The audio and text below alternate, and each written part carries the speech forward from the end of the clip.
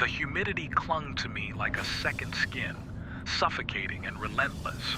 Sweat beaded on my forehead as I hacked my way through the dense Amazon undergrowth, the air thick with the cacophony of unseen insects.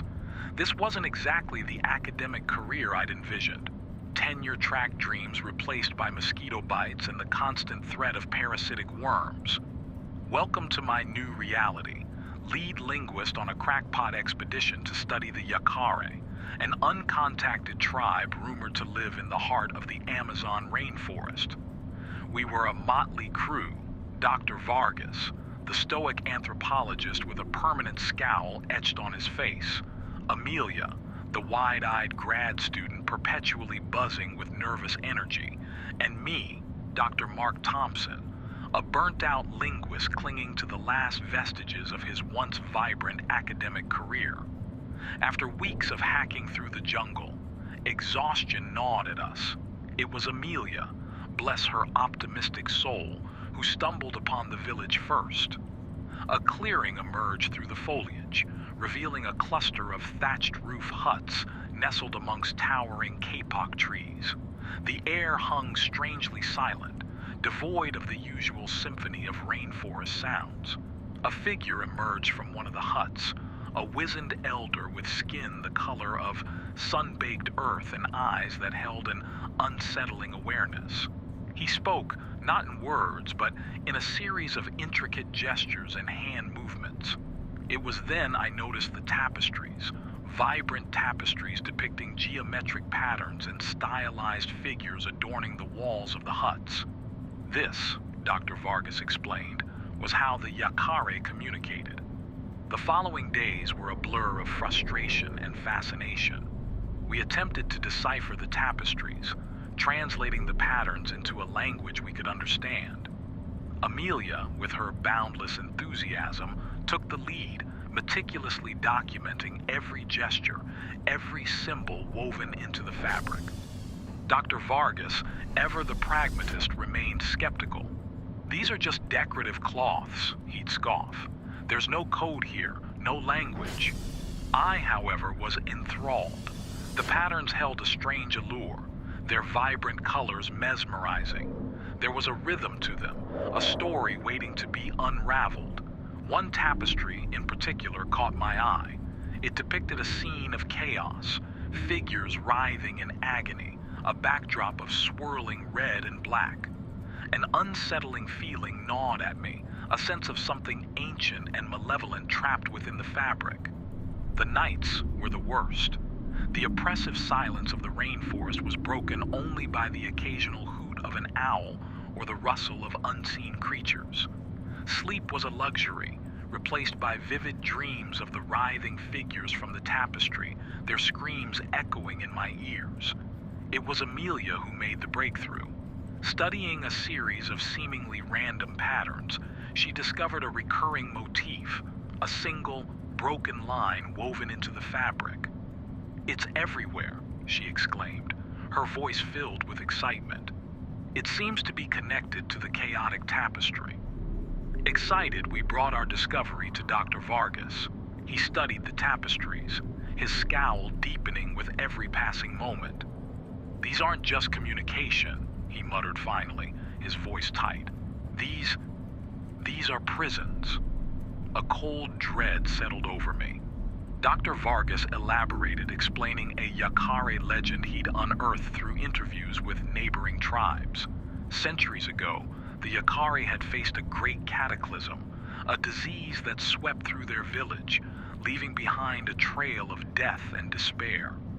In their desperation, they sought help from a powerful shaman who devised a ritual to trap the vengeful spirits of the deceased within the tapestries, forever silencing their screams. The broken line, Dr. Vargas explained, was the key. It weakened the weave, the prison holding the spirits captive. Amelia, fueled by a scientist's curiosity, brushed aside Dr. Vargas's warnings. "We can learn so much from these tapestries," she insisted, her voice a whisper in the suffocating humidity. Ignoring Dr. Vargas's protests, Amelia, fueled by youthful exuberance, began studying the broken line symbol. As days turned into weeks, a chilling realization dawned on us. The tapestries were fading. The vibrant colors were dulling, replaced by a sickly gray. The air itself crackled with an unseen energy. One night, a blood-curdling scream shattered the silence. We rushed out to find the elder, his body a crumpled mess on the hut floor. The chaotic tapestry, once vibrant, was now a dull, lifeless gray. Dr. Vargas's face drained of color. "We've unleashed them," he whispered, his voice hoarse with dread. Fear became our constant companion. The once peaceful nights were now filled with disembodied screams, whispers in a language we couldn't understand but felt all too real. The Yakar, panicked and confused, reacted with hostility. Their vibrant tapestries, their only form of communication, now lay lifeless, the vibrant spirits within unleashed upon them. We became trapped in a war zone of screams and confusion. Arrows, tipped with unknown poisons, whizzed past our heads as the Yakari tribe, driven mad by the cacophony of vengeful spirits, lashed out at anything that moved. Amelia, the bright spark who had unknowingly unleashed this horror, crumbled under the weight of guilt. Dr. Vargas, ever the pragmatist, became consumed by a desperate need to find a solution. I, paralyzed by fear, could only cling to the fading hope of escape. Days bled into nights as we hunkered down in a makeshift shelter, the screams of the tormented spirits and the panicked yells of the Yakare forming a symphony of terror. Dr. Vargas, fueled by a desperate need to redeem his mistake, pored over the remaining tapestries, frantically searching for a way to re-imprison the spirits. One morning, he emerged from his feverish research with a glimmer of hope in his eyes. "There might be a way," he rasped, his voice hoarse from lack of sleep. "The legend speaks of a final act, a single, unbroken line woven into the fabric, a powerful chant that would bind the spirits back into the tapestries. There was just one problem. The chant was lost to time, only whispers of its existence remaining in the fragmented memories of the neighboring tribes. We had a sliver of hope, but it was a fragile one, hanging by a thread in the face of the mounting chaos. Desperate, we ventured out into the heart of the Yakari village, hoping to find an elder who might hold a fragment of the chant in their memory. The sight that greeted us was one of utter devastation. Bodies lay strewn about, victims of the vengeful spirits and the ensuing panic. Finally, in a dilapidated hut, we found a lone survivor, a young woman, her eyes vacant with grief. With the help of hand gestures and broken phrases, Dr. Vargas managed to communicate our plea. To our immense relief, the woman, her voice weak but resolute, began to hum a haunting melody. The melody, Dr. Vargas explained, was a fragment, a single verse of the long-lost chant. It was a start, but not enough. We needed more. Back in our makeshift shelter, Amelia, fueled by a desperate need to atone for her mistake, pored over every scrap of information we had gathered from the neighboring tribes, scouring their fragmented legends for any mention of the chant. Days turned into a grueling blur of frantic research and bone-deep fear. Finally, Amelia, her eyes bloodshot from exhaustion, stumbled upon a cryptic inscription on a clay tablet, a partial verse of the chant, written in a forgotten dialect. It wasn't much, but it was a missing piece of the puzzle. With trembling hands, we pieced together the fragmented melody, the incomplete inscription, and Dr. Vargas's interpretation of the Yakare legend. It was a desperate gamble, a last-ditch effort to quell the vengeful wrath we had unleashed. That night, under the oppressive cloak of a starless sky, we stood amidst the ruins of the Yakare village. We held the tapestry depicting the scene of chaos, the gateway to the unleashed spirits. Taking a deep breath, I began to chant, my voice hoarse with fear and desperation. The air crackled with unseen energy as the chant filled the night. Amelia and Dr. Vargas joined in, their voices trembling but resolute. The spirits, sensing our attempt to re-imprison them, unleashed a final torrent of rage. The ground trembled, and the wind howled like a banshee. Then, abruptly, silence. The chanting ceased, and we stood there, hearts pounding in our chests, waiting. Nothing happened. Had it worked, or had we simply enraged them further?